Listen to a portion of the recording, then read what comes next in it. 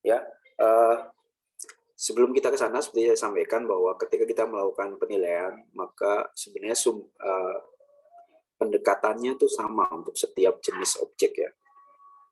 Kita cuma berdasarkan dari 3 jenis pendekatan saja. Yang pertama adalah biasanya yang paling umum biasanya dipakai data pasar, kedua biaya, dan 3 pendapatan.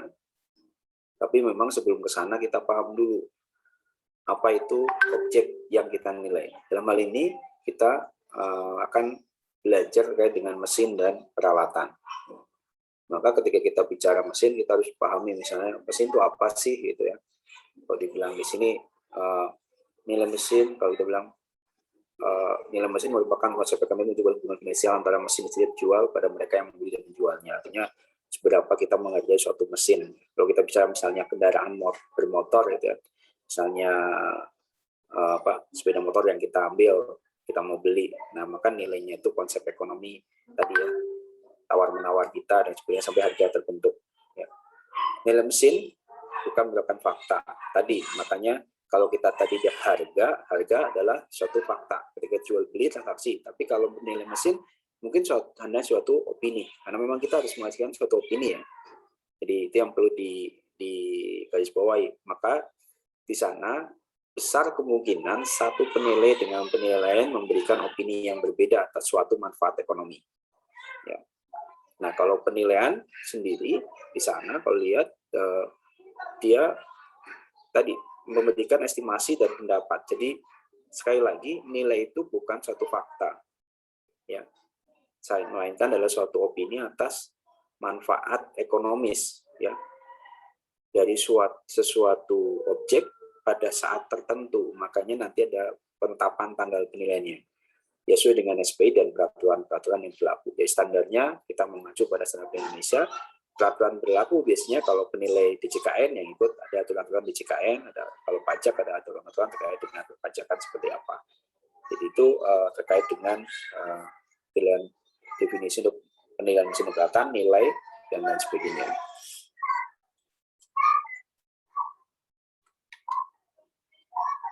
Nah, definisi plant and machinery atau di sini mesin dan peralatan sebenarnya secara umum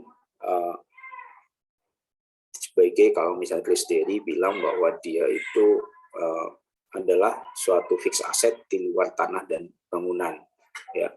Jadi kalau secara umum kita bisa menjelaskan bahwa aset tetap selain tanah dan bangunan dapat didefinisikan sebagai peralatan dan mesin.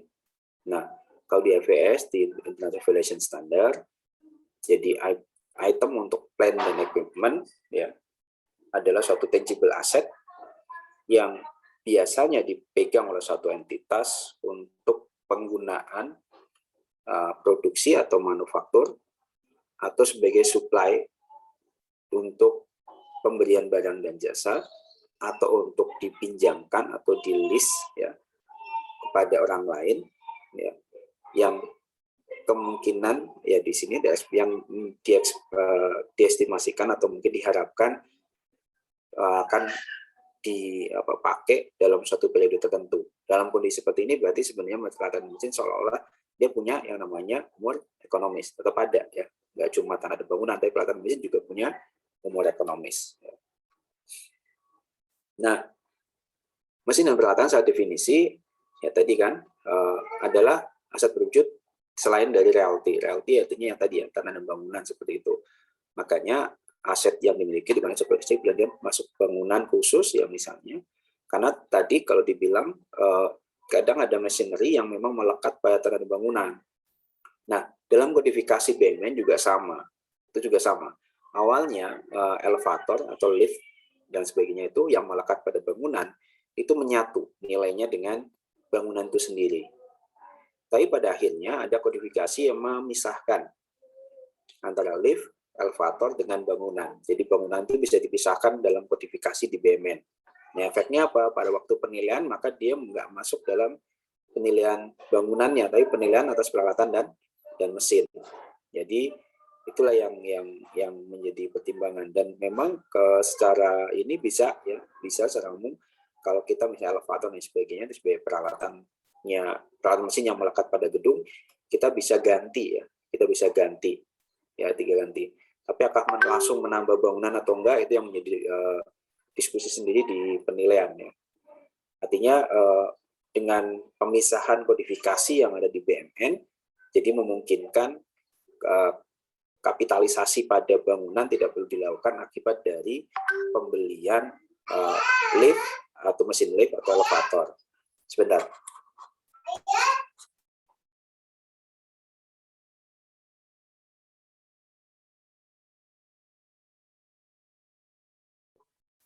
Ya maaf, karena saya minta izin nonton TV. Kalau nggak diizinin, kalau belum dapat izin nggak berani nonton TV gitu. Oke, dan di sini ada juga kalau dibilang aset berwujud adalah suatu aset yang dimiliki oleh suatu entitas untuk produksi barang dan jasa ataupun untuk tujuan administratif, dan tadi ya diharapkan digunakan lebih dari satu periode. Artinya merekonomisnya kalau lebih dari satu periode kita bisa masuk ke sini. Kalau enggak masuk kemana? Biasanya masuk ke persediaan. Ya, karena tadi bilangnya aset tetap berwujud. Kalau misalnya persediaan, misalnya apa? Misalnya ya tadi kertas atau apa. Kalau di BMN udah jelas, yang mana aset tetap, mana juga aset persediaan. Bahkan kalau di persediaan ada beberapa yang wujudnya aset tetap, yang wujudnya misalnya ya ada persediaan terkait dengan barang-barang yang akan diserahkan ke masyarakat. Artinya misalnya Kementerian Pertanian beli traktor akan diserahkan ke suatu kelompok masyarakat, dia nggak masuk ke aset tetap, tapi masuk ke persediaan. Ya walaupun dia sebenarnya secara definisi bisa masuk ke aset tetap. Ya memang ini pemilihan ini sebenarnya. Tapi apakah itu masuk dalam definisi mesin dan peralatan yang kita akan bahas sekarang, dia masuk. Tapi memang kategorinya di sana dia bukan aset tetap. Dia masuk ke persediaan kalau di sana. Dia masuk ke inventory. Ya, memang agak unik. Makanya di sini juga ada, kalau lihat di sana, penyediaan barang jasa untuk disewakan pada pihak lain. Tapi di sini ada tambahan untuk yang diberikan pada pihak lain. Itu juga bisa menjadi satu objek penilaian aslinya untuk persediaan. Walaupun nanti periodenya di tahun berjalan harus diserahkan, kalau nggak menjadi temuan BPK. Ya, itulah nature-nya dari persediaan harus habis dalam satu periode tertentu. Diharapkan habis dalam periode tertentu. Ya, atau kurang dari 1 tahun. Sehingga akhirnya walaupun dia bentuknya traktor, dia nggak masuk ke aset tetap. Tapi kalau dia objek penilaian untuk bisa peralatan mesin, bisa saja ya dilakukan. Jadi nggak terbatas pada yang namanya aset tetap nanti. Nah, kategori peralatan dan mesin secara umum kalau kita lihat di sana, pertama pabrik atau plant biasanya kenapa kita masuk ke sana? Karena beberapa nggak bisa dipisahkan ya. Ketika nanti kita berikan contoh terkait dengan pengolahan batu bara dari ujung ke ujung end to end-nya melekat pada satu bangunan ya. Jadi dari misalnya hasil dari batu bara yang sifatnya kotor sampai dia modelnya sudah berikat gitu. Itu satu rangkaian. Makanya di sana kategori mesin yang pertama adalah aset tergabung melekat dan tidak terpisahkan dan dapat meliputi bangunan-bangunan khusus yang memang sebagai tumpuan dari peralatan mesin tadi ya. Jadi ketika kita bicara masalah plan, maka bangunannya pun yang tempat melekat mesin itu sebagai bagian dari peralatan dan mesin kita karena nggak bisa terpisahkan. Kalau kepisahkan berarti kita nanti akan berpikir ongkos bongkarnya. Sekali lagi nature-nya nanti ketika kita bicara masalah ini, kita akan melihat aset ini pada waktu dijual akan diambil atau memang dia kondisi terpasang. Ya misal kita ada penjualan lelang untuk penyitaan ya misalnya dari KPK disita barang bukti berupa di sana ada perusahaan pengolahan batu ya terus kita jual. Nah yang disita misalnya cuma mesinnya saja, maka cara penilaiannya beda kalau kita sita juga terkait dengan tanah dan sebagainya. Semisal hasil dari tadi ternyata tanahnya itu bukan milik si koruptor, tapi dia tanah itu milik pihak ketiga. Koruptor hanya membangun terkait dengan mesin-mesinnya. Maka asumsi yang harus dibangun oleh kita adalah nyari data dulu. Apakah ketika nanti dibeli oleh pembeli lelangnya, peralatan mesin itu kan diangkat. Itu akan beda asumsinya kalau misalnya ternyata kita buat info, ternyata yang dia akan menyewa juga di situ. Itu akan berbeda nanti penilaiannya. Asumsi yang kita pakai beda. Ya. Jadi itu untuk yang plan ya. Terus mesin atau machinery. Ya. Mesin individual yang 10 mesin ya tadi misalnya, yang digunakan dalam proses tertentu kaitannya dengan operasi perusahaan atau bisnis. Misalnya mesin cetak dan sebagainya. Ini 1 kali mesin ya. Jadi nggak ada proses yang kesinambungan tadi, dari misalnya pengolahan batu bara dari itu sampai dengan briket, misalnya dia 1 alur ya. Atau misalnya pengolahan batu bara untuk mesin yang batu bara untuk ke PLT PLTU. Kalau batu bara maksudnya PLTU ya, tenaga uap ya. Jadi itu nanti kita lihat spek-speknya. Makanya kadang ketika melakukan penilaian peralatan mesin, kita harus tahu dulu tadi misalnya dia kondisi akan dinilai sebagai kondisi melekat atau enggak. Kalau melekat pasti beda dengan yang enggak. Asumsi dasar yang dipakai pasti akan berbeda-beda. Ya. Terus dia itu berdiri sendiri atau dalam satu rangkaian. Nah, kalau ini misalnya berdiri sendiri, mesin cetak, ada mesin jilid, apakah nanti bisa harus jalan sekaligus? Mungkin akan beda dari di percetakan. Terus satu lagi yang terkait dengan peralatan mesin adalah terkait dengan equipment, ya. Jadi peralatan kalau di sana, maka kita bicara misalnya sifatnya dia IT atau non IT misalnya untuk peralatan laptop IT. Kemudian kita punya peralatan tadi peralatan terkait stapler dan mesin jilid misalnya, itu juga masuk ke peralatan tapi dia non IT misalnya. Jadi kalau kodifikasi yang 181, sebenarnya 181 itu penata usahanya, kodifikasinya 120 ya. Jadi di sana kodifikasinya melekat ya, dia masuk apa nih, kategori apa. Ya, kalau dia barang milik negara ya, kalau dia barang milik negara dia tinggal kode apa yang muncul di sana itu masuk ke dalam ranahnya IT non IT, sudah ada pemisahan. Karakteristiknya gimana sih kalau secara umum ya? Jadi kalau secara garis besar ya tadi kita bicara suatu alat yang digunakan dalam kegiatan industri ya. Dia menghasilkan suatu produk sesuai apa yang direncanakan ya. Nah, suatu perangkat tadi berbasis tergabung dari unit tadi ya, sifatnya dia tergabung atau terpisah-pisah. Terus ini sangat banyak ragam jenis tipe modelnya dan biasanya menjadi sangat kompleks biasanya. Nah, makanya ketika melakukan penilaian peralatan mesin, seorang penilai itu setiap kali melakukan penilaian ini, dia itu harus tahu karakteristik dari suatu objek yang kita akan nilai. Jadi pengetahuannya biasanya untuk kayak gini tuh kita perlu nambah. Ya. Ini mestinya model kayak gimana sih, merek-mereknya apa aja. Jadi nggak terbatas pada pendekatannya saja, seperti saya sampaikan. Kalau pendekatannya sama saja ya. Artinya ya cuma ada 3 tadi, pendapatan, data pasar maupun biaya. Ya. Tapi nanti ketika kita bicara karakteristik dari mesin dan peralatan, itu lebih rumit lagi atau lebih kompleks lagi. Nah, mesin dan peralatan masuk dalam kategori personal property, artinya dia memiliki nilai khusus bagi personal tertentu, ya. Kadang juga berbeda dengan nilai pasarnya. Misalnya mesin peralatan nanti ketemu yang sifatnya collectible, ya misalnya motor, misalnya itu kan dia secara umum ada memori dan sebagainya, sebagai contoh ya. Dia punya personal value bagi suatu bagi pemiliknya, dan mungkin juga secara umum buat si pemilik nilainya tinggi karena ada unsur-unsur memori tadi, tapi untuk yang pihak lain mungkin enggak. Nah, mungkin saya akan jual sebagai situ aja kalau dapat misalnya. Itu sebagai contoh ya. Nah, kategori mesin dan peralatan juga masuk dalam aset investasi ya, yang akan diharapkan menghasilkan suatu keuntungan. Makanya tadi bisa aja nanti bisa menggunakan pendekatan pendapatan. Tapi ada apanya? Ada perlakuan khusus untuk model seperti ini. Nah, nanti juga ketika mesin ini dipakai, ini yang tadi saya singgung, dalam suatu unit usaha, ya ongoing concern bilangnya, maka biasanya nilainya itu terkait dengan nilai usaha atau perusahaannya. Jadi misalnya saya punya perusahaan atau saya punya perusahaan apa tadi ya, pemecah batu ya, ada mesinnya di sana. Ya cuma ada satu rangkaian mesin. Maka nanti secara nggak langsung ketika saya melakukan penilaian usaha saya, itu sebagian besar penilaian usaha saya dari hasil mesin itu sendiri. berapa produksinya dan sebagainya, kan seperti itu. Makanya dia terkait dengan nilai perusahaannya. Nah, untuk mengeluarkan nilai mesinnya berapa? Gimana caranya? Berarti nilai usaha dikurangi dengan nilai aset selain mesin tadi, ya. Karena tadi masih going concern, masih berjalan, ya. Dan ini memang ketika kita bicara pengenalan mesin, ya, ini memang kita harus punya pengetahuan yang cukup luas.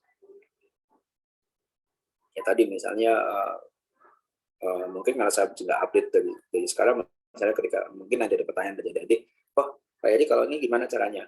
Datanya dari mana? Nah itu saya harus nyari lagi, gitu. Saya harus nyari lagi.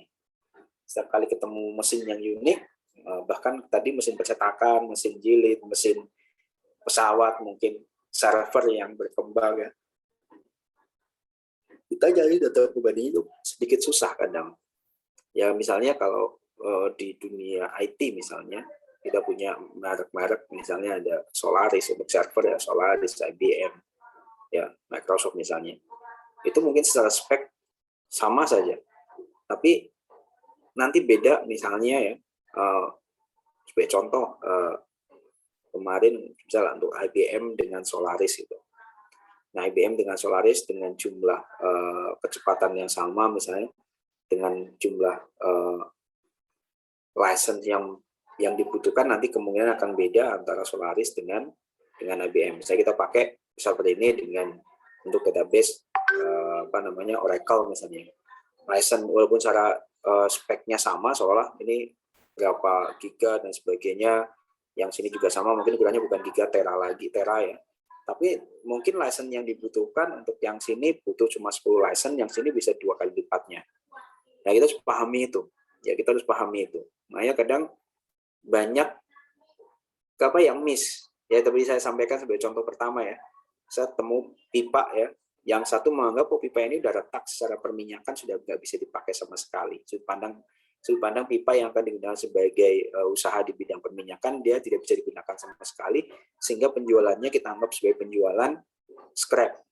Ya, kita hitung berapa beratnya, dia komponennya besi, ya tinggal dikalikan nilai besi per kilonya berapa. Tapi ketika kita telusuri, ternyata market untuk pipa ini nggak cuma untuk minyak, ternyata bisa dimanfaatkan untuk PDAM, dan ada nilainya, ya, Maka kita cari nilai tadi. Jadi bukan berarti yang satu salah, yang satu benar, karena sudut pandangnya berbeda. Tadi kita berdasarkan opini, ya, opini kita. Jadi kalau memang kita ketemu pasarnya, harusnya kita punya nilai yang lebih tinggi, menghasilkan nilai atau opini yang lebih tinggi. Nah, ini contoh-contoh mesin, ya, cukup dari yang sifatnya sederhana sampai yang kompleks, pesawat, kapal, terus ada alat berat, Microsoft. Ini Microsoft bukan kayaknya, alat bubut, ya, alat bubut. Jadi kita cukup luas, ya, dimensinya luas. Ya, dimensinya luas untuk melihat peralatan mesin ini. Nah, secara umum kalau kita lihat di sana untuk properti ada namanya real property, personal property, bisnis, ya, ada financial interest. Ketika kita bicara real property, maka tadi kita bicara land, building, and other improvement. Ya, kalau ada improvement biasanya land itu ya ada parit, jalan, sebagainya, biasanya masuk bagian dari LOI, land and other improvement-nya. Terus personal property ada plant machinery, vehicle, furniture, office, antiques, art, jewelry. Ya, jadi personal property yang tadi bilang dia punya nilai yang kadang berbeda untuk satu orang dengan orang lain. Ada bisnis, ya terkait dengan share, saham, dan sebagainya. Terus ada financial interest, ada time deposit, obligasi, dan sekuritas. Ya, ini jenis properti. Kita bicara masalah sekarang di personal property. Kalau kemarin mungkin di semester kalian belajar terkait dengan real property, yaitu untuk yang land and building, tapi untuk residensial misalnya. Nah, karena sifatnya khusus tadi, ya mesin dan properti ini kita bisa berikan sebagai objek khusus, ya. Artinya kadang ini diciptakan khusus untuk tujuan khusus, ya. Artinya apa? Ketika mesin dalam kondisi khusus dan bertujuan khusus, saya izin menutup pintu dulu, bentar.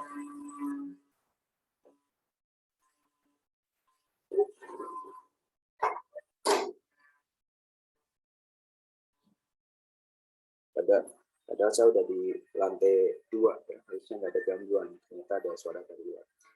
Jadi kadang misalnya mesin ini sangat-sangat khusus dibuatnya ya.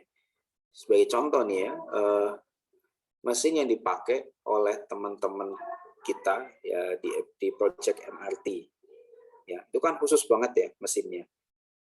Kalau kita mungkin nyari susah pembandingnya kalau kita nilai ya. Saya nggak tahu penilaiannya akan menggunakan apa ketika kita tetap siswa menilai mesin kayak gitu. Dan itu mesin itu juga sebenarnya dirancang dulu pada waktu itu mungkin untuk pembangunan di luar sana. Saya nggak tahu apakah di Eropa atau di mana. Jadi buat satu akan dipindah-pindah. Oh, proyeknya di sini. Ada lagi untuk pembangunan MRT di sini, pengeborannya seperti ini. Nah, itu sifatnya khusus ya. Atau mesin itu sama, awalnya sama tapi dimodifikasi. Contoh apa? Kendaraan. Ya, kendaraan mungkin modifikasinya malah lebih mahal daripada harga kendaraan aslinya. Ya. Terus pasar mesin juga cenderungannya inaktif. Ya, karena peruntukannya terbatas, ketika satu industri mengalami kolaps, mesinnya akan dijual, itu susah banget penyerapannya. Jadi kita nyari marketnya itu susah. Nah ini biasanya kalau kita pakai biaya, ya juga mungkin nggak pas gitu. Nah, terus satu lagi adalah mesin banyak kan diproduksi di luar negeri, sehingga untuk mengetahui harga barunya, apalagi kalau impor misalnya, kita akan susah dipakai. Apalagi kalau kondisi bekas, karena beberapa kalau nggak salah ada kebijakan di pemerintah kita tidak boleh mengimpor barang-barang bekas ya. Jadi hanya kita dapatnya harga baru. Sebenarnya harga baru ketika muncul yang mesin baru biasanya dengan spek yang sedikit berbeda. Ya, ini ada kesulitan dengan penggunaan data pasar nanti untuk ini. Ya. Terus karena tadi, maka properti bisnis boleh tidak dinyatakan dalam nilai pasar atau bisa menggunakan nilai selain pasar, misal biaya pengganti TBC atau DRC. Jadi ini sebagai contoh bahwa bisa nggak kita menggunakan nilai selain nilai pasar, salah satunya ini kita bisa pakai. Karena tadi pasarnya susah nyarinya, ya, pasarnya susah. Ya. Apalagi kalau mesin kondisi terpasang, nih gimana nih cara nilainya? Ya, kalau kondisinya dia nggak terpasang, yang ini mungkin kita agak gampang karena belum masuk biaya-biaya terkait dengan apa assembly, terkait dengan nanti pasit in-nya untuk satu mesin, karena itu pasti butuh fondasi khusus, kriteria bangunannya khusus ya. Jadi kalau terpasang biasanya agak susah nanti. Ya. Dasar nilainya tadi bisa nilai pasar dengan nilai selain pasar. Nah maka tergantung dari tujuan penilaiannya. Dasar nilai dibedakan dari jenis aset yang dinilai, pendekatan yang digunakan, dan keadaan aktual aset yang diasumsikan tadi ya. Ternyata banyak asumsi nanti itu. Nah, kemungkinan juga asumsi tambahan atau khusus mengubah asumsi fundamental atau dasarnya. Seperti tadi yang saya sampaikan. Ya, contohnya paling saya karena itu contoh real ya, ketika saya bilang pipa ya, pipa kalian paham. Ya. Pipa minyak, pipa air harusnya bisa dipakai, iya. Asumsi dasarnya memang kalau udah nggak bisa dipakai di perminyakan, ya bisa dijual sebagai besi tua, nggak bisa dipakai gitu. Ternyata kita punya asumsi tambahan terkait dengan alih fungsi, yang awalnya pipa minyak menjadi pipa air. Ya, dengan kondisi kayak gitu, maka dasarnya langsung kita hilang loh. Awalnya memang produksinya itu cuma untuk minyak, kenapa jadi untuk air gitu? Speknya untuk minyak gitu. Tapi tadi kalau di sisi dari penilaian kita, penilai pemerintah, maka memandangnya apa? Memandangnya bahwa ya satu ini punya nilai tambah selain dijual kiloan. Kedua bahwa kita tidak boleh memberikan suatu opini yang ada potensi merugikan negara. Jadi dengan model kayak gitu kita melakukan penilaian dengan seolah-olah kita nggak terlalu konservatif di sana, tapi kita nyari pasar yang visible untuk satu barang atau satu objek. Sehingga asumsi dasarnya itu seolah kita negasikan bahwa dia itu adalah pipa minyak, karena pada dasarnya dia bisa menjadi pipa air. Itu sebagai contoh ya. Nah itu mungkin sering orang Indonesia itu paling pinter ya, artinya apa? Bahkan untuk spare part mobil bisa saling menggantikan. Oh kalau misalnya ternyata bentuk dari misalnya untuk saluran AC dari, atau mungkin nggak usah ball joint dari suatu mobil A, bisa aja dia nggak perlu pakai merek A karena A misalnya mahal, ternyata ada merek B yang bisa substitusi dan dipakai di mobil B ternyata. Nah, kita bisa pakai itu. Asumsi dasarnya maka kita akan menemukan banyak hal. Apalagi di Indonesia banyak hal yang mungkin satu isi kalau kita sebagai pengguna itu nyaman ya, banyak substitusi. Tapi sisi lain sebagai penilai kita kan bingung. Kalau seandainya ini rusak, gimana cara penyusutannya? Nah, karena kita bikin justifikasi bahwa oh ini nilai penyusutannya adalah ketika mengganti aset ini kita bisa menaikkan nilainya atau menambah umur ekonomisnya. Tapi nilai aset tadi nilai penggantinya mungkin bukan ori. Nah, caranya gimana kita nanti untuk melakukan penyesuaian? Sebagai contoh ya. Jadi ribet ya, ribet. Kalau melakukan penilaian peralatan mesin di Indonesia itu ribet. Makanya ketika revaluasi, dia merupakan salah satu objek yang direval. Pertimbangannya apa? Rumit. Tanah dan bangunan relatively lebih simple, ya relatif lebih simple dari peralatan dan mesin. Maka ketika kebijakan revaluasi diambil, yang dinilai apa? Ya nggak usah peralatan mesin dinilai ulang lah. Kita nilai ulang aja tanah dan bangunan. Kalau diasumsikan bahwa apakah peralatan mesin juga turun nilainya tergantung, karena perbandingannya kan nilai buku, bukan nilai story ya. Kenapa nilai buku? Ya karena kita tujuan reval ya tadi untuk melihat nilai kondisi sekarang. Berarti kalau kondisi sekarang ya kita mengesampingkan adanya akumulasi penyusutan. Makanya ya udah include di sana nilai buku yang kita ambil. Jadi misalnya tercatat di pembukuan kita nilai tanah kita sebenarnya, nilai bangunan kita misalnya 500 juta, berarti dia melihat nilai perolehan dikurangi dengan nilai penyusutannya. Nah, apakah sama dengan nilai pajak sekarang? Maka kita melakukan penilaian. Ya tadi penyusutan di akuntansi kan berbeda jauh dengan penilaian penyusutan yang ada di penilaian. Bisa lebih tinggi, bisa lebih rendah. Ya. Nah, ini untuk tujuan dasar penilaian ya. Untuk penilaian real property dan real property dan personal property, untuk penilaian jual ada nilai pasar, realisasi bersih, nilai scrap ya. Ya tadi saya sampaikan nilai scrap ada ya, dan nilai sisa. Terus penilaian untuk penjamin utang ada nilai pasar.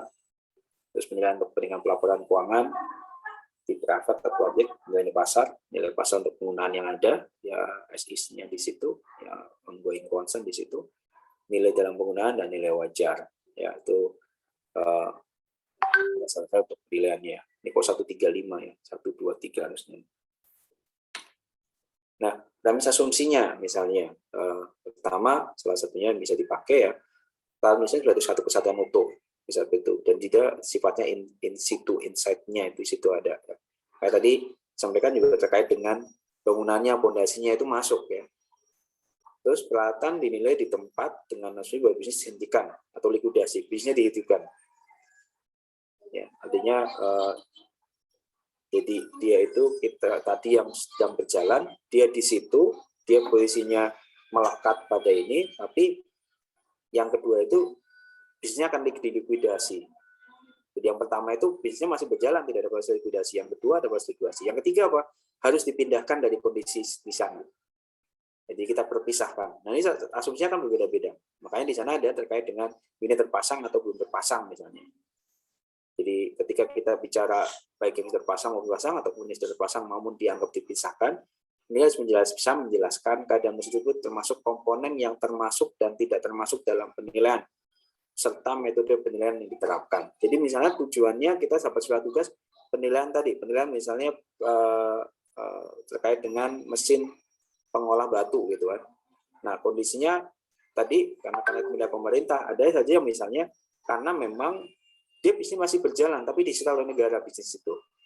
Kenapa? Karena mungkin misalnya dia bisnis dari koruptor misalnya. Nah penilaiannya bisa masuk penilaian yang pertama masih berjalan. Ya. Nanti kita akan lihat. Mungkin di sana kalau masih kita bisa menggunakan pendekatan misalnya. Jadi ketika jual pun jual dengan beserta bisnisnya. Yang kedua mesin yang memang sudah terpasang tapi asumsinya ya bisnisnya dihentikan, dilikuidasi, ganti orang, ganti apa, manajemen segala macam. Jadi nggak take over. Kalau yang pertama kita menggunakan take over, yang kedua kan kita nggak take over. Nah kalau yang ketiga harus pindah, mesinnya harus pindah. Ini harus paham kalian ketika melakukan penilaian mesin yang model-model seperti ini. Nah, kalau nilai pasar, ya kalian udah ini, saya nggak akan panjang lebar menjelaskan nilai pasar. Nilai pasar itu apa, kalian bisa baca sendiri. Nah, nilai realisasi bersih adalah perkiraan harga jual dalam suatu usaha yang berjalan sebagaimana biasa dikurangi dengan biaya penjualan, biaya penyelesaian. Nanti kita lihat nilai pasar, realisasi jual, nilai pasar dikurangi biaya penjualan. Ya, konsep dasarnya seperti itu. Jadi tadi misalnya nilai pasarnya berapa, ada biaya penjualannya. Ya tadi misalnya pemindahan dan sebagainya itu muncul di sana. Terus ada nilai scrap, ya tadi kiloan, pipa berarti dari besi, berarti nilai besi per kilo. Nah, kalau nilai sisa, contoh dari nilai sisa tanpa sini nilai properti tanpa nilai tanah dijual satu pisah untuk setiap bagian yang tidak lagi dimanfaatkan penggunaan saat ini, serta tanpa memperhatikan penyesuaian dan perbaikan khusus. Jadi apa adanya dijualnya. Kalau melekat dengan tanah dan bangunan, maka dikecualikan nilai tanah dan bangunannya. Nilai dapat dilihat dengan tanpa memperhatikan biaya penjualan. Apabila menghitungkan biaya penjualan, hasilnya itu menggunakan konsep realisasi bersih yang tadi ya. Dalam setiap analisis, komponen-komponen termasuk dan tidak masuk hendaknya diidentifikasi. Jadi kita identifikasi itu pakai apa nih. Terus nilai dalam penggunaan, ya, maka tadi tidak lagi berkaitan dengan nilai pasar, nilai yang diberikan operatif pada badan usaha di mana produk merupakan bagian dari badan usaha dan memberikan penggunaan terbaik tertinggi dari produk dan jumlah uang yang diberikan atas penjualannya. Artinya biasanya dia melekat ya pada suatu badan usaha tertentu, jadi dia bagian dari biasanya value in use, ya tadi nilai perusahaannya dulu, setelah itu dikurangi dengan nilai aset selain mesin dan peralatan. Jadi bagian dari usaha itu sendiri. Sifatnya berarti apa? Berarti di sana nama mesin itu sebagai alat utamanya ya, alat utamanya. Tadi misalnya usaha PT ABCD yang bergerak di bidang pengolahan atau pemecahan batu. Mesin utamanya cuma mesin itu tadi, ya, mesin pemecah batu misalnya. Ya, cuma ada 2 atau 3 mesin itu. Jadi kita kalau menilai mesin itu gimana caranya? Kita bisa menilai usahanya juga. Saya dikurangi dengan peralatan mesin yang atau aset ya, atau aset lain yang tidak terkait dengan mesin tadi. Nah, nilai pasar untuk penggunaan yang ada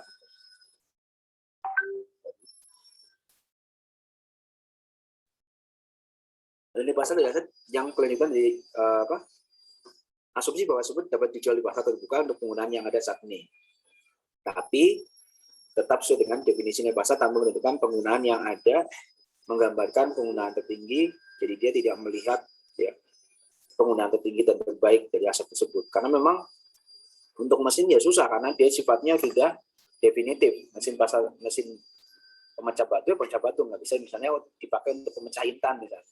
Ya. Jadi makanya dia walaupun ya existingnya dia sebagai apa kita pakai itu. Ya, artinya nanti ketika kita punya suatu data peralatan mesin, jadi mesin peralatan terkait dengan pemecah batu, kita dapat harga di pasaran penjualan yang sama, kita memakai itu. Jadi digunakan untuk hal yang sama. Ya, jadi market value for existing use. Ya, ketika kita punya sepeda motor untuk misalnya usaha delivery, kita menggunakan pendekatan pendapatan ya atas delivery tadi. Tidak bisa kita bilang bahwa harusnya yang saat ini bagus adalah untuk disewakan ke wisatawan misalnya kalau di Bali ya. Tapi penggunaannya sekarang dia untuk delivery tadi, delivery paket ya. Jadi penggunaannya itu, pilihannya itu. Kita nggak melihat penggunaan lain selain yang ada sekarang. Nah, nilai wajar ini lebih ke akuntansi sebenarnya, maka secara umum sebenarnya nilai wajar bisa menggunakan nilai pasar aslinya ya. Makanya biasanya kalau kami misalnya kemarin apakah yang dihasilkan nilai pasar misalnya kalau melakukan penilaian yaitu pada waktu tujuannya untuk pencatatan maka kita anggap itu sebagai nilai wajar sama dengan nilai pasar. Secara umum definisinya adalah estimasi harga yang akan diterima dari penjualan aset ya atau dibayarkan untuk transfer liabilities pelaku pasar pada tanggal pengukuran. Nah, biasanya kadang nilai wajar itu pada satu titik kadang sama dengan nilai buku. Kadang ya, karena tadi yang dibayarkan untuk transfer liabilities misalnya. Oh, kita bayar nilai bukunya aja yang kita pakai gitu. Misalnya.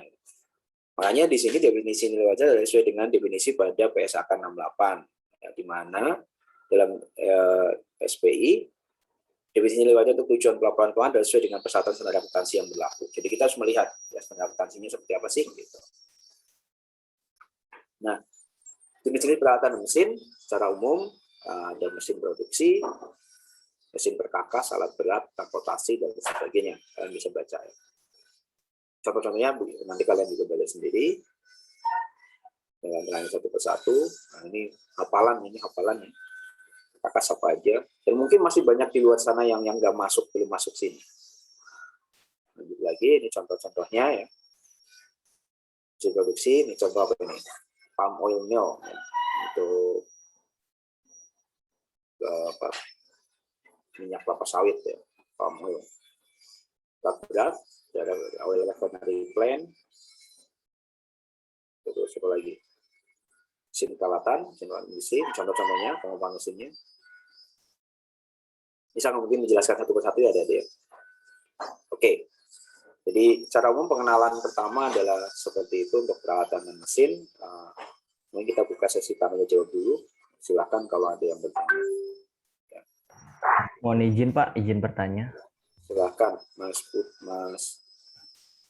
Baik, Mas Radit, Pak Radit.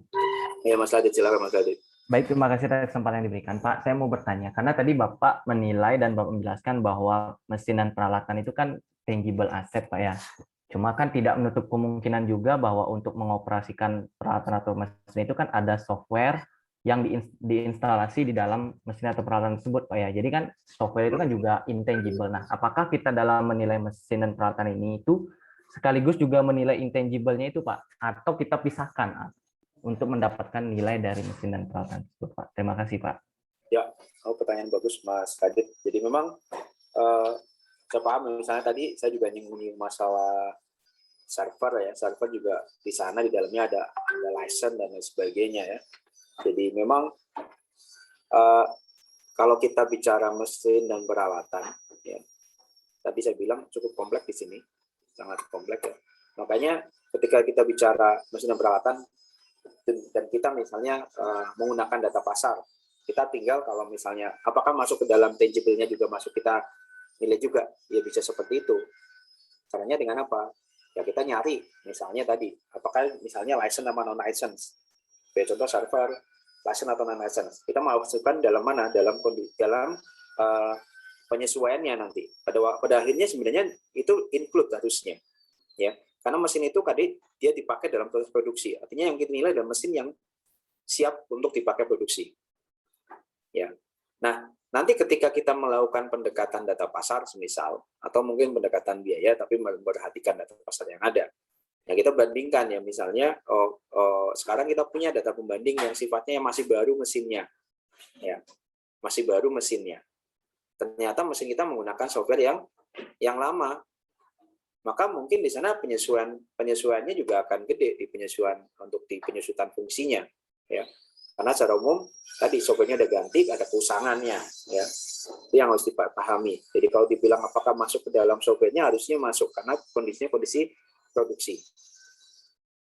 Nah, nanti beda kalau misalnya kita nilai sebagai scrap. Kalau sebagai scrap berarti kita mengecualikan software atau license di dalamnya.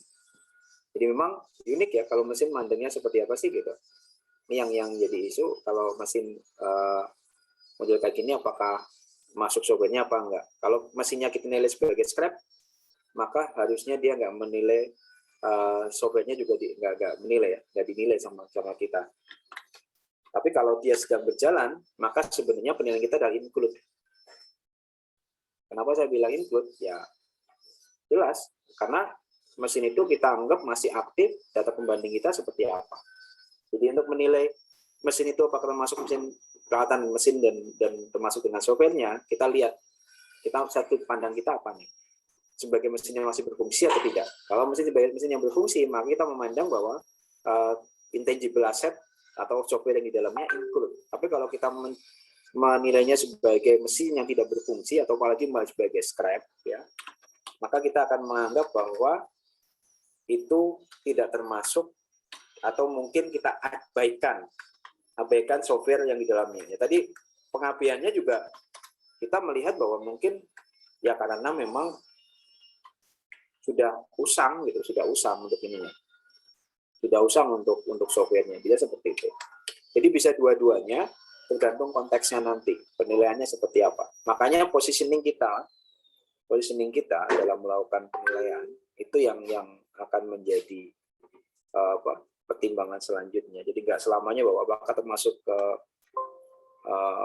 softwarenya atau tidak, ya pertanyaannya tergantung sudut pandang kalian melakukan penilaian. Gitu ya Mas. Tapi kalau secara umum, kalau tadi bilang ongoing concern yang sudah masih berjalan, maka termasuk itu software di dalamnya.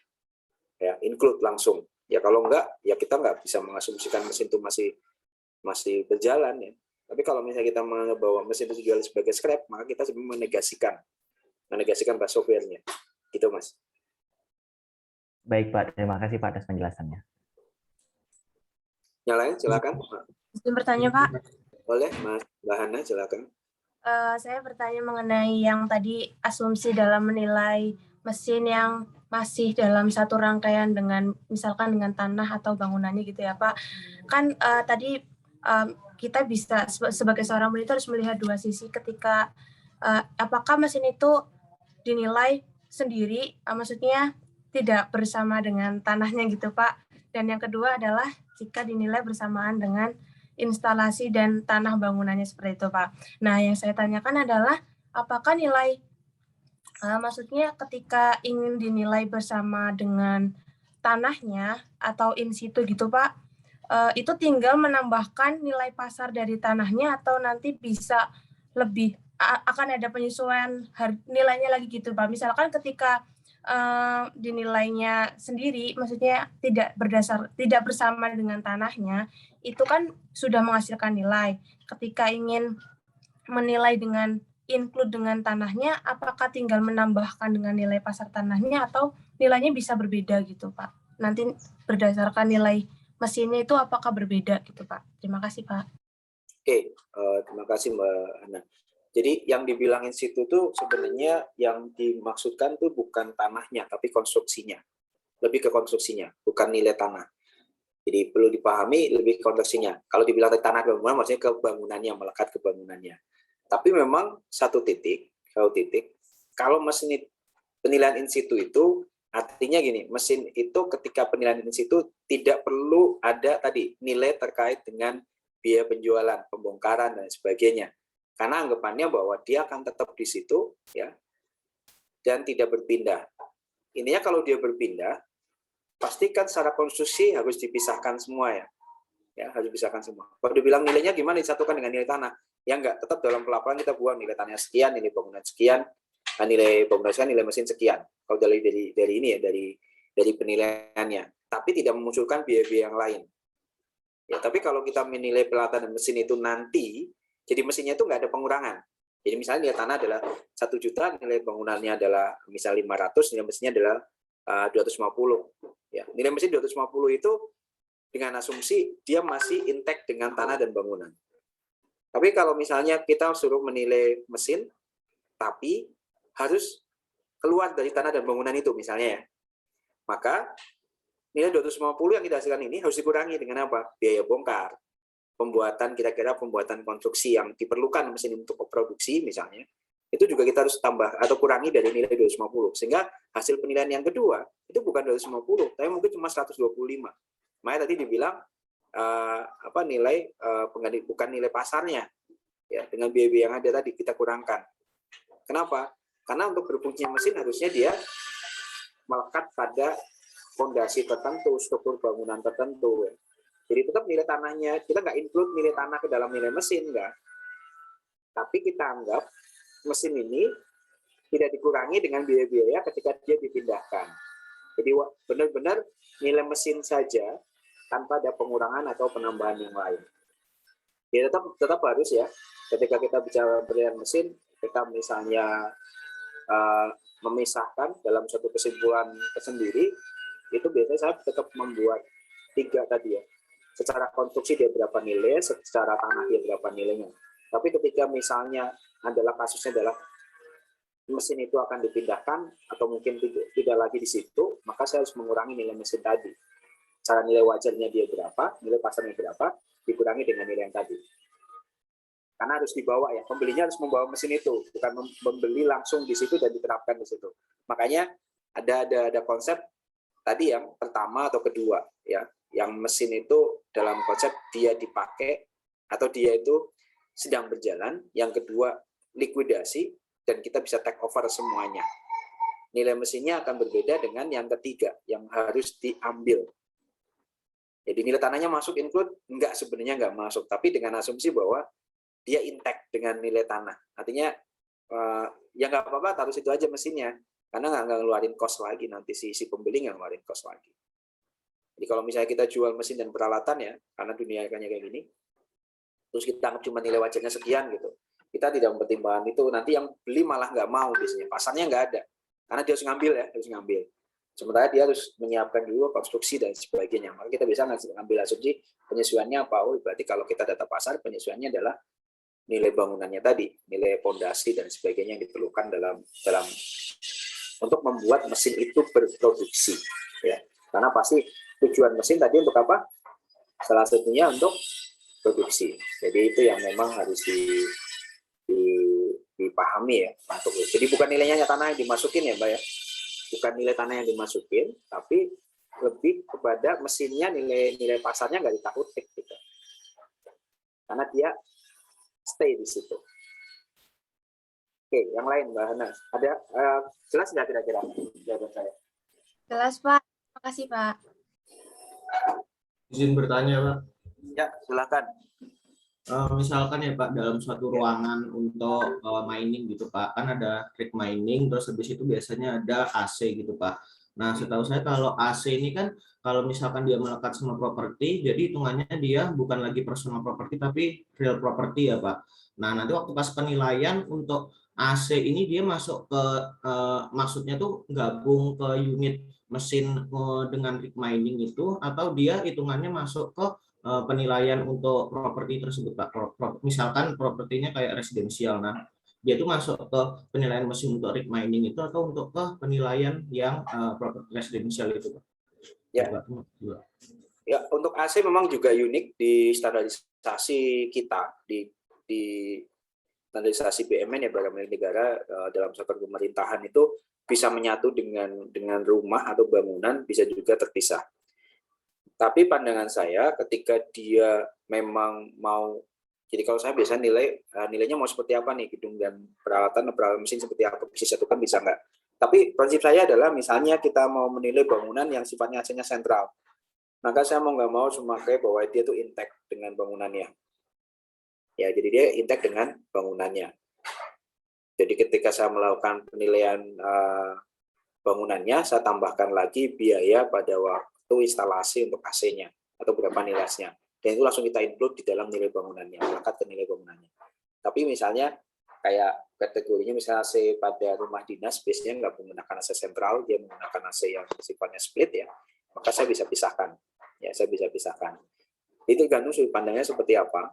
Ya, kalau kita tujuannya, nah memang ini jadi unik ya, ketika ternyata satu satuan kerja mencatat, ada yang mencatat AC itu sebagai properti terpisah, di dalam laporan barangnya dia mencatat sendiri AC 5 unit, terus rumah negara 5 unit misalnya, maka kita akan menganggap bahwa itu satu personal property untuk AC-nya.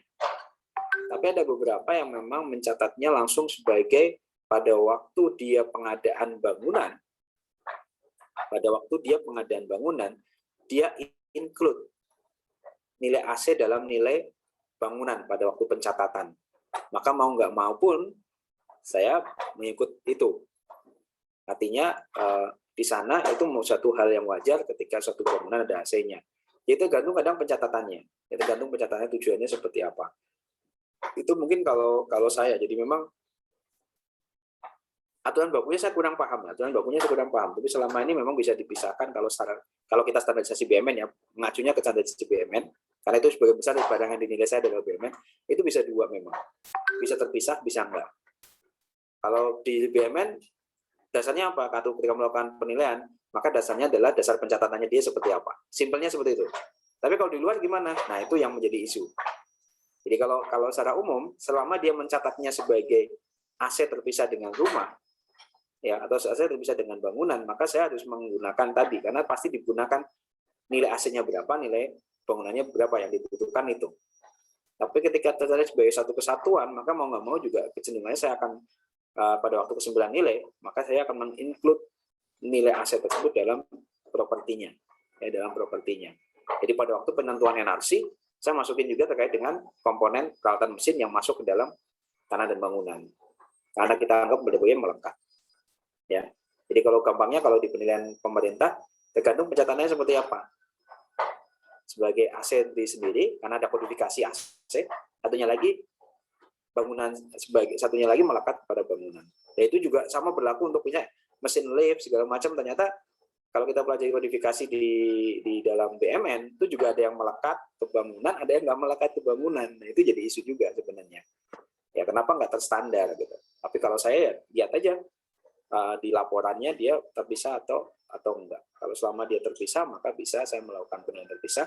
Kalau enggak, saya enggak menyatakan itu. Takutnya memang dia memang ketika AC-nya yang bangunan-bangunan lama, dia intact, nggak bisa diubah gitu. Nah, biasanya kalau terpisah biasanya udah ada rekondisi tuh, atau bukan rekondisi, perbaikan, diganti mesin liftnya misalnya, dan dia tercatat terpisah. Oh, berarti dengan kondisi kayak itu asumsinya apa? Berarti bisa diganti ulang lagi dan bisa dicopot gitu. Itu yang perlu diperhatikan oleh kalian. Oh, berarti bisa dicopot tuh mesin liftnya. Oh, bisa dicopot tuh mesin AC sentralnya. Misalnya seperti itulah. Ya, tergantung pencatatannya aja, Mas. Kalau gampangnya ya, ini bicara kalau gampangnya di penilaian BMN. Aku nggak tahu dunia usaha, berarti yang paling tahu itu teman-teman di pajak biasanya. Nanti coba saya diskusi lagi, kalau mereka biasanya menggunakan apa sih? Misalnya untuk AC, untuk mesin lift, eskalator misalnya. Apakah mereka memisahkan laporannya, ataukah mereka menyatu dalam penilaian propertinya? Oke, lanjut. Itu Mas ya? Silakan, kita masih punya berapa menit? Masih punya 13 menit lagi. Pak, izin bertanya, Pak. Izin bertanya, Pak. Siapa nih? Mas Adil atau Mas Yohanes dulu? Johansen dulu kan, Pak? Oh ya, silakan. Terima kasih atas waktunya, Pak. Saya ingin bertanya mengenai kaitan dasar nilai dan tujuan penilaian, Pak. Di mana kalau tadi Bapak bilang kalau tujuannya untuk pelaporan keuangan itu bisa pakai nilai pasar untuk penggunaan yang ada. Namun untuk kepentingan jual beli itu nggak bisa kan, Pak? Itu kenapa, Pak? Terus saya juga masih belum nangkep, Pak, perbedaan nilai pasar dan nilai pasar penggunaan yang ada. Padahal kan kayak sama aja gitu, Pak. Kayak tadi contoh Bapak kayak motor delivery berbeda nilai dengan motor penggunaan untuk turis gitu kan, Pak. Padahal kan mesinnya sama-sama motor gitu, Pak. Kenapa nggak bisa pakai nilai pasar motor aja gitu, Pak?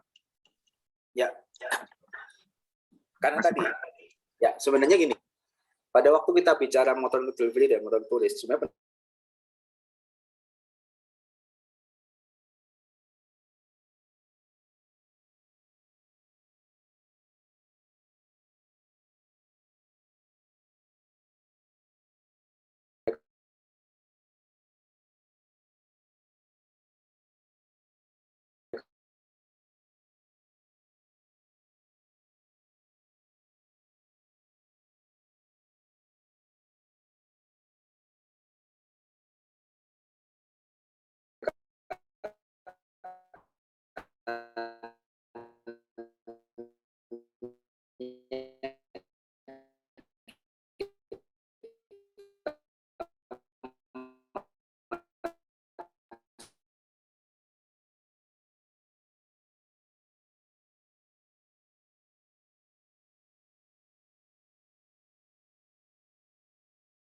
maaf saya terlempar lagi ya.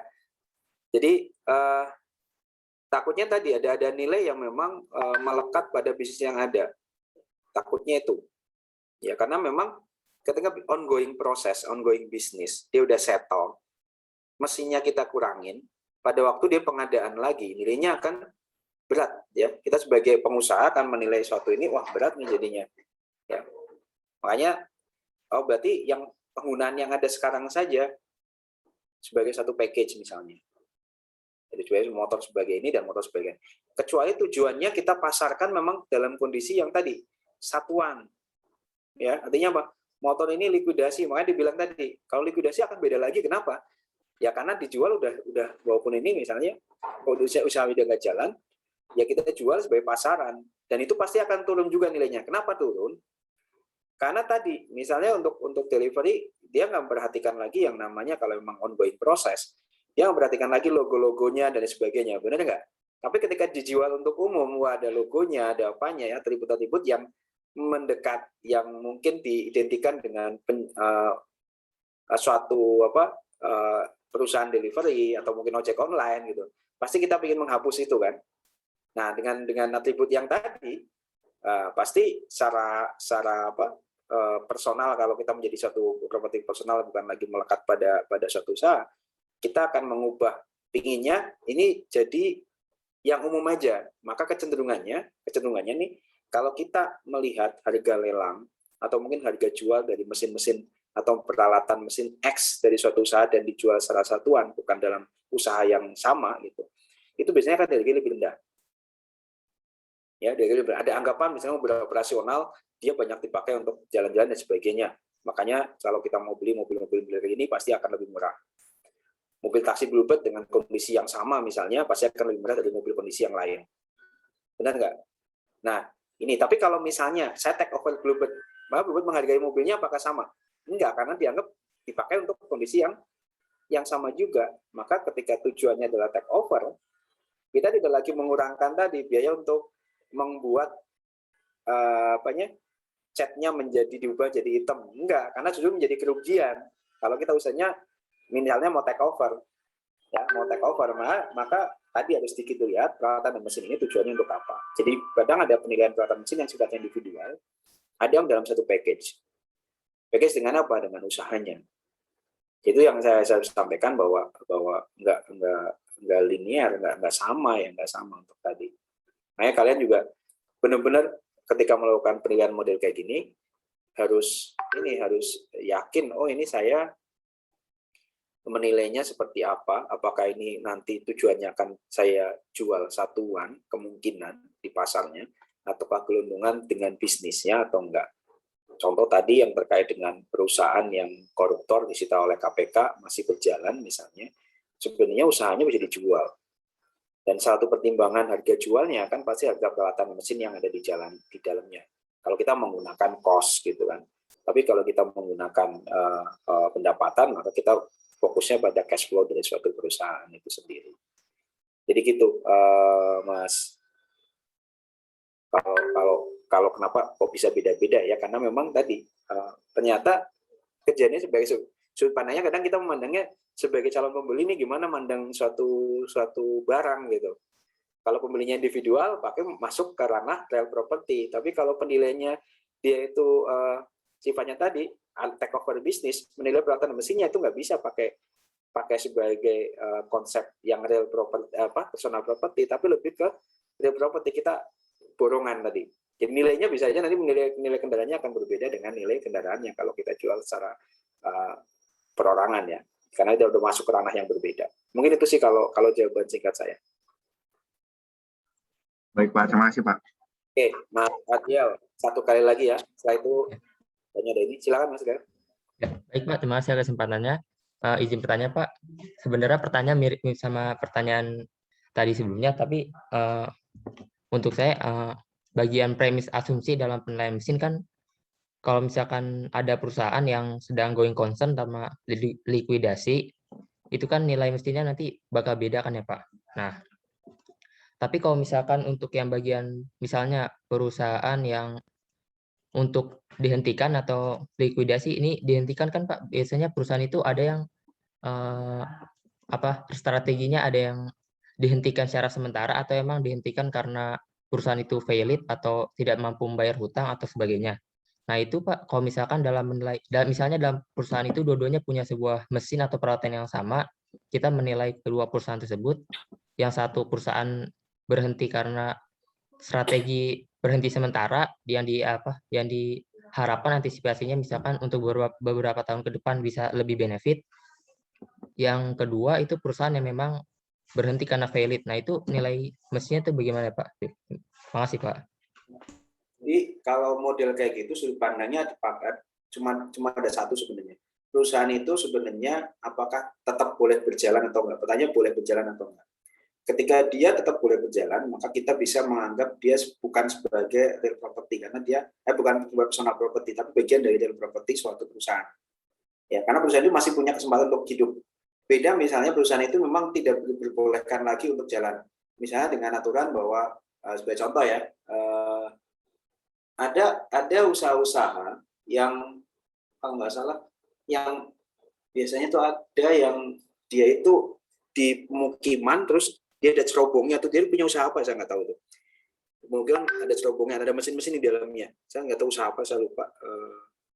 Apakah pengolahan apa ya, saya lupa itu. Atau keramik atau apa di tengah masyarakat misalnya. Nah, biasanya dihentikan, tapi memang untuk selanjutnya nggak boleh beroperasi. Kenapa? Karena memang secara zoning sudah nggak masuk ke aturan. Maka mau nggak mau penilaiannya kan pasti bukan yang in situ tadi, dia harus terpisah. Dia harus diambil peralatan mesinnya. Nah, pasti nilai yang dijalankan pasti berbeda. Dengan perusahaan tadi, kalau misalnya pilot sama satunya lagi dihentikan sementara ya. Nah, maka kita harus selidiki dihentikan sementaranya karena apa. Kalau memang ada potensi bahwa dihentikan sementara dan untuk seterusnya. Pertama dihentikan sementara karena memang pandangan dari masyarakat, menuntut bahwa ini nggak boleh di sini. Nah, sementara karena belum keluar dari keputusan pastinya, maka dibilang dihentikan sementara dulu, jangan sampai produksi dulu. Nah, kita lihat masa depannya, apakah memang benar-benar di situ masih boleh berjalan. Beberapa usaha yang model-model kayak gini, itu malah nggak berjalan sama sekali. Misalnya peternakan ayam, gitu, paling contoh lah, peternakan ayam misalnya. Kan juga ada mesin-mesinnya ya, kita anggap sebagai, mungkin ada mesin apa di sana untuk pemotongan hewannya segala macam gitu kan. Misalnya itu satu proses dari kandang ayam dan sebagainya. Terus kita dipindah usahanya berhenti gitu. Sementara dulu karena ada bau yang menyengat ya, misalnya gitu. Maka kita akan cari tahu sebenarnya usahanya ini memang dihentikan sementara, benar-benar sementara dan ada kemungkinan bangkit atau enggak.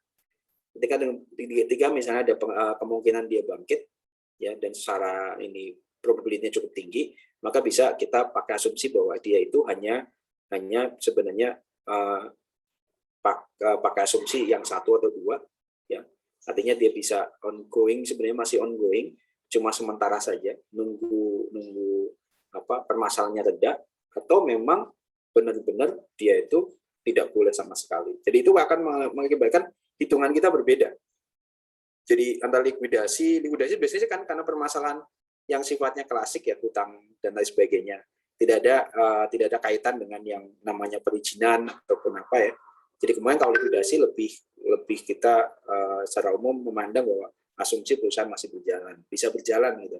Tapi kalau yang dihentikan sementara biasanya kecenderungannya ada komplain, ya, ada komplain, menunggu satu keputusan yang pasti yang inkrah, baru hasilnya nanti ya atau tidak. Nah, kita di tengah-tengah, kalau sifatnya mau konservatif, maka kita anggap bahwa seolah usaha itu tidak berjalan. Kalau kita mau konservatif, tergantung kita mau nilainya seperti apa. Kalau untuk tujuan pajak gimana? Tujuan pajak nggak mau konservatif. Dia apa? Dia sifatnya apa? Sifatnya harus, ya ini pasti masih menghasilkan gitu. Makanya kadang sudut pandang penilai itu juga terpengaruh posisinya dia sebagai apa. Nah, kalau likuidasi total artinya benar-benar dia nggak bisa berjalan sama sekali. Ya, secara umum memang nggak ada penghasilan nanti ke depan ya, masa depan suram ya. Ya pada akhirnya apa? Tidak bisa kita neken secara pajaknya berapa nggak bisa. Jadi kadang juga kita akan melihat kondisi-kondisi kayak gini secara umum, terus habis itu lihat probabilitasnya seperti apa. Tapi dua-duanya masih kemungkinan sama, masih. Ya, dihentikan sementara kalau misal memang dari sudut pandang Mas Ariel bilang bahwa ini masih ada kemungkinan untuk bangkit, ya artinya boleh, sebagai ini boleh, maka kita akan samakan dengan seolah-olah kayak likuidasi. Karena likuidasi biasanya persoalannya bukan masalah izin, permasalahannya mungkin usahanya masih tetap berjalan.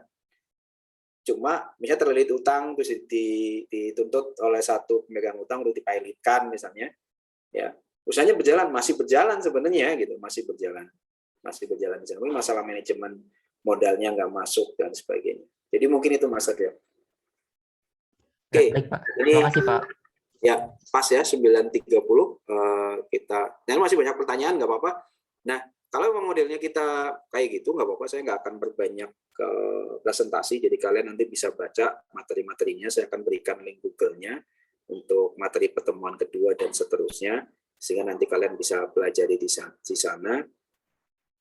Kita juga masih punya waktu sampai dengan jam 10, tapi saya mohon izin jam 9.30 saya ada kegiatan lain. Ya, karena saya nanti kan mengisi lagi saya ada jam berapa ya. Jadi kelas saya kecenderungannya kemungkinan cuma ya tadi antara 1 sampai dengan 1,5 jam atau 2 jam maksimal ya, karena saya juga punya tanggungan lain sebenarnya. Jadi ini juga saya minta izin sampai 9.30. Nanti untuk pertanyaan-pertanyaan lanjutan boleh ditanyakan di sesi yang selanjutnya, ataupun nanti ketika paparan saya nggak akan terlalu detail lagi. Jadi saya harapkan memang teman-teman lebih aktif, nanti biar kita fokus ke tanya jawab terkait dengan materi. Oke, terima kasih semuanya. Ini absen, saya pikir tadi cuma ada 1 yang miss, tapi saya karena tadi udah perkenalan hadir semua, saya udah simpan, ada 29 orang hadir semua. Semoga nanti kita ketemu lagi di hari, saya lihat dulu, di hari Jumat jam 13.30 kita ketemu lagi untuk pertemuan kedua. Mungkin itu dari saya untuk kali ini. Ya, mohon maaf saya tidak full. Terima kasih. Assalamualaikum warahmatullahi wabarakatuh. Selamat siang, Dede. Jaga selalu kesehatan. Waalaikumsalam warahmatullahi wabarakatuh. Terima kasih banyak, Pak. Terima kasih banyak, Pak. Terima kasih.